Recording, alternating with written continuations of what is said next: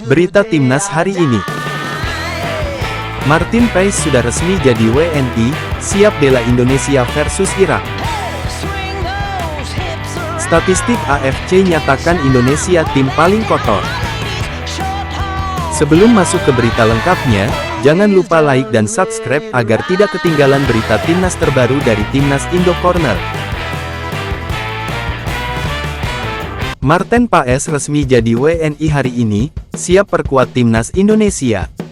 Kiper FC Dallas, Martin Paes, resmi menjadi warga negara Indonesia, WNI, pada hari ini.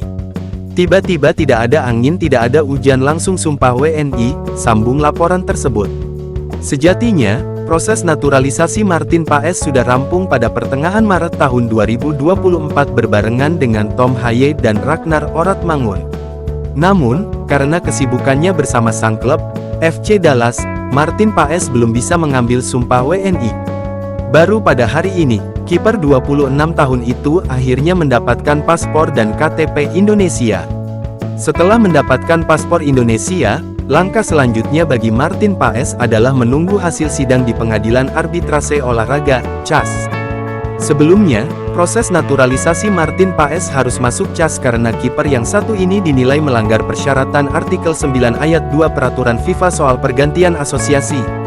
Di dalam artikel itu berbunyi, seseorang bisa berganti tim nasional jika berusia di bawah 21 tahun saat terakhir kali membela sang tim nasional pertama.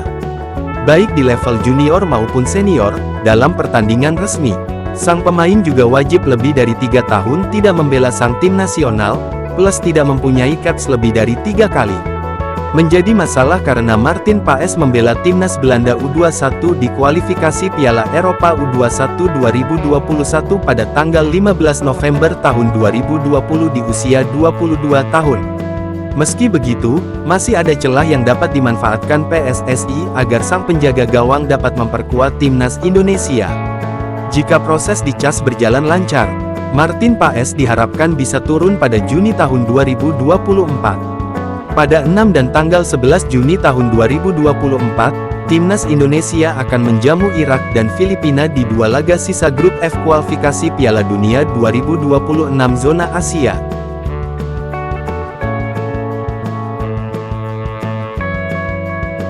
Statistik AFC nyatakan Indonesia tim paling kotor. Satu aspek yang menonjol dari perjalanan Timnas Indonesia U23 di Piala Asia U23 2024 adalah permainan Spartan. Bahkan, hingga babak 8 besar, Indonesia tercatat sebagai tim dengan pelanggaran terbanyak. Indonesia sukses melaju hingga semifinal Piala Asia U23 2024. Sempat kalah pada matchday pertama fase grup, lawan Qatar, Garuda Muda bangkit dan menang pada 3 laga berikutnya. Salah satu kemenangan yang didapat Rizky Ridho dan kolega adalah lawan Korea Selatan. Pada babak 8 besar, Indonesia menang 11-10 lewat babak adu penalti, setelah bermain dengan skor imbang 2-2 pada waktu normal.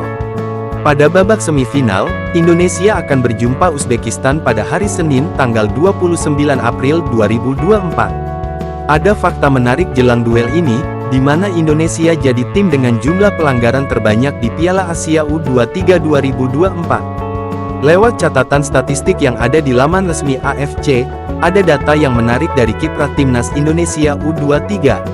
Pasukan Sintayong tercatat sebagai tim dengan jumlah pelanggaran tertinggi hingga babak 8 besar. Indonesia tercatat sudah melakukan 64 kali pelanggaran. Indonesia membuat pelanggaran lebih banyak dibanding Uzbekistan, 55 kali. Nah, yang menarik, 2 dari 3 pemain Indonesia yang paling banyak membuat pelanggaran bukan bek atau gelandang bertahan. Marcelino Ferdinand jadi pemain paling kotor, dengan catatan 9 pelanggaran. Lalu, ada Muhammad Ferreri, 8, dan Rafael Struijk, 8. Struijk telah mengantongi 2 kartu kuning dan harus absen pada laga semifinal lawan Uzbekistan. Berikut adalah daftar negara yang paling sering melakukan pelanggaran di Piala Asia U23 2024. Indonesia 64 pelanggaran, Uzbekistan 55 pelanggaran, Irak 51 pelanggaran, Jepang 51 pelanggaran, Korea Selatan 50 pelanggaran, Vietnam 48 pelanggaran, Arab Saudi 47 pelanggaran, China 46 pelanggaran.